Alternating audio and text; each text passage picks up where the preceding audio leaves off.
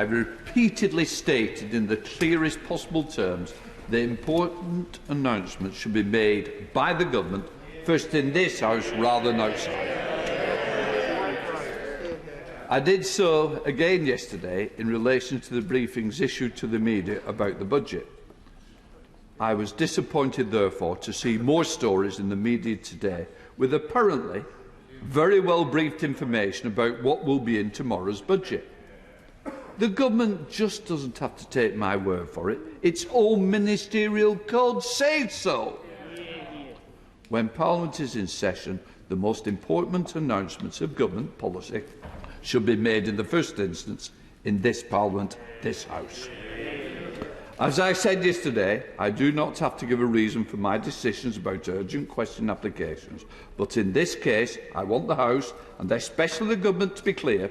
If the Government continues to treat this House in a discourteous manner, I will do everything in my power to ensure ministers are called here at the earliest opportunity to explain themselves. I have personally nothing against the Minister. I feel sorry for the person who has got to answer at the dispatch box.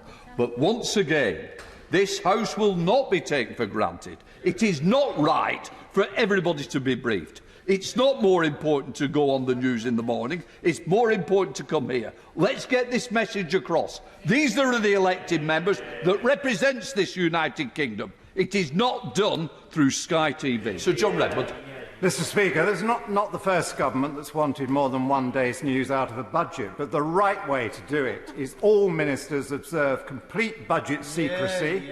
The Chancellor announces the tax changes and the block totals on spending, and then in the days that follow, Cabinet ministers come to this House to announce the detailed spending plans and subject them to our scrutiny. If that was right for all previous governments, why isn't it right for this one?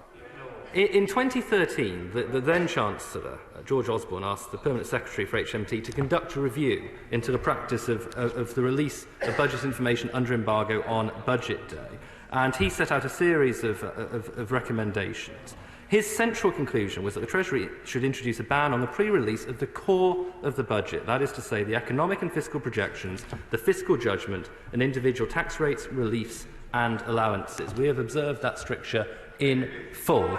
And that is something which I'm obviously totally committed to continuing to do. A matter of judgment. This is serious. As an opposition, we cannot look in detail at this slew, this blizzard of budget announcements that has been going on for week after week because we don't have the OBR report, we don't have the detail. This is treating parliamentary democracy with utter contempt. And the Minister should be completely ashamed of himself. He should have come to this House and apologised. His boss should have come to this House and apologised. Clearly, as a former Treasury Minister herself, she would never have engaged in any activity of this kind for a budget. And there will be a raft of full information in both the budget documents and those provided by the OBR, which obviously provides a level of detail which the last Labour government never provided. There are two sides to this coin, Mr. Speaker. The first is the government broadcasting without first letting us know. The other is the information it is trying to keep from us. Why was the leaked information on the costs, the substantial costs of Winter Plan B, marked not for publication? What is the government trying to hide? Why is it frightened of our scrutiny? Minister. Well, I thank my right honourable friend for his question. I'm not going to comment on leaks. The absolute bottom line is that we are, of course, committed to Plan A. And there is no question that he will find that Plan A remains the resolute conviction of both this government and indeed, I believe, this House in terms of how we can most sensibly take the